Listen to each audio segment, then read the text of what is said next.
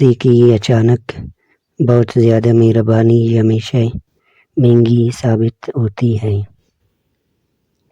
غصہ اس سلگتی ہوئی لکڑی کی مانند ہے جو دوسروں کو جلانے سے پہلے خود جلتی ہے۔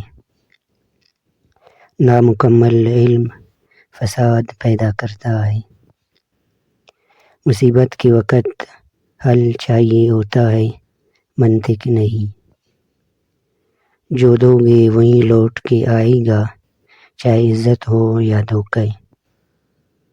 بیوقوف آدمی کا اصل المیہ یہ ہے کہ اس کی کوئی حماقت آخری نہیں ہوتی۔